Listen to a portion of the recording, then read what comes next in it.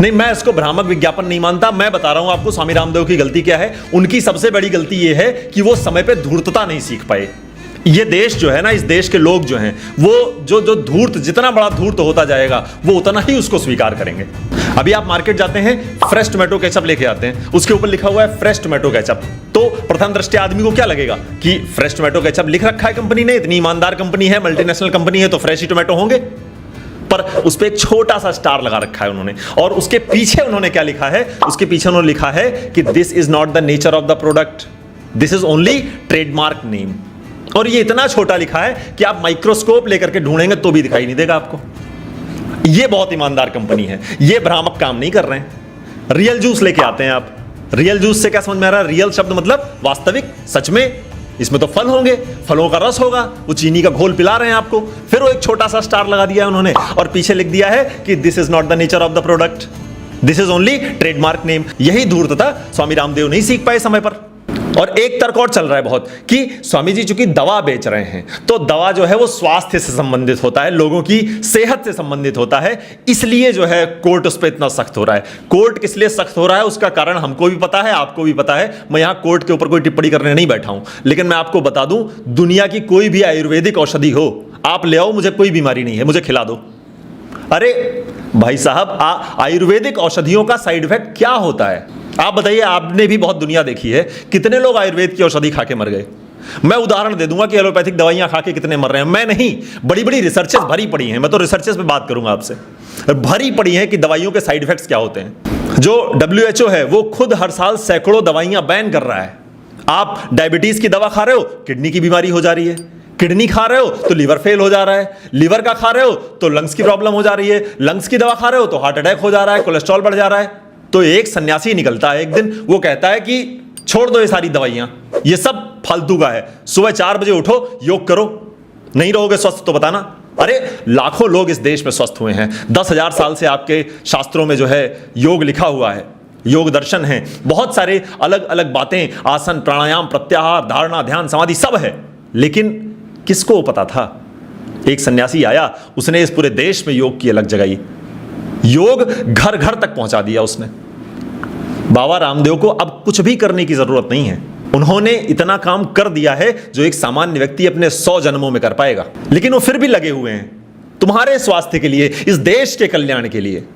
फिर कुछ लोग खड़े होकर के कहते हैं कि बाबा ने व्यापार क्यों कर लिया, उद्योग क्यों कर लिया? तो बाबा कुछ ना करे तो तुम कहोगे कि ये आ जाते हैं भीख मांगने, बाबा कुछ करने लग जाए तो ये व्यापार क्यों कर रहा है? तो भाई करे क्या एक इंसान? भारत की सन्यास परंपरा क्या कहती है? भारत की सन्यास परंपरा क्या पलायन के विषय में कहती है? शास्त्र उठा करके पढ़िए, सनातन संस्कृति का जो मूल है वो कहता है न दैन्यम न पलायनम, न दीनता लाएंगे न पलायन करेंगे। तो क्या करना पड़ेगा? जितनी भी बड़ी शक्ति आ जाए लड़ेंगे उसके साथ। वही वो व्यक्ति कर रहा है। तो बहुत सारे लोगों को मिर्ची लग रही है। बात कुल मिलाकर के इतनी है कि ये जो हॉर्लिक्स है, ये जो बॉर्नविटा है, आप स्वास्थ्य की बात कर रहे हैं ना, हॉर्लिक्स और बॉर्नविटा क्या कर रहा है? कहता है कि 5 साल तक बच्चों के दिमाग का विकास हो जाता है, तो मतलब 5 साल के बच्चों को पिलाओ बॉर्नविटा और पिलाओ हॉर्लिक्स। मैं नाम ले रहा हूं कंपनियों का, साहस का काम है लेकिन लूंगा, देखते हैं क्या होता है इस पर। तो पिलाओ, वो चीनी घोल रखा है उन्होंने 30% उसमें। मतलब आप अपने छोटे से बच्चे को, जिसकी आंतें अभी विकसित हो रही हैं, जिसका आमाशय अभी विकसित हो रहा है, उसको रोज 3 चम्मच घोल करके चीनी पिला रहे हो दूध में। और किस नाम पर? कि वो टॉलर, स्ट्रॉन्गर, शार्पर बन जाएगा। पता नहीं कितने बच्चे टॉलर हो गए, कितने पता नहीं, मुझे तो समझ में नहीं आ रहा है। फिर जब 20 साल पे बिल्कुल अच्छे नए नए नौजवानों को जब डायबिटीज हो रहा है, तब आप कह रहे हो कि हवा बदल गई है समाज की, इस वातावरण बहुत दूषित हो गया। अरे तुमने चीनी पिलाया है उसको बचपन में। तो अब इस पर कोई प्रहार करेगा ना तो मिर्ची तो लगनी ही है, क्योंकि उनका धंधा बंद हो रहा है। भारत की जो परंपरा है, भारत की सन्यास परंपरा हमेशा से ही भारत के उत्थान के लिए रही है, स्वदेश के उत्थान के लिए रही है, स्वदेशी उत्पादों के उत्थान के लिए रही है। जो सामान आप बाहर खरीद रहे हो वो सामान बहुत शुद्ध मिल रहे हैं क्या आपको? बताइए ना। मैं वही सारी बात जहां से मैंने शुरू करी थी कि धूर्तता अभी एक व्यक्ति सीख ले और बिल्कुल प्रोफेशनल होकर के तुम्हारे साथ पेश आए। एक छोटे छोटे स्टार लगा करके लिख दे कि नहीं नहीं, ये इनको मत खिलाना, ये ऐसा मत करना, इसमें ये पड़ा हुआ है, इसका नाम तो मैंने गलत लिख दिया है, लेकिन नाम तो मैंने लिख दिया है कि फ्रेश टोमेटो है, लेकिन अंदर टमाटर मिलेगा ही नहीं तुमको। 30% टोमेटो है टोमेटो केचप में, और क्या लेने गए हो तुम?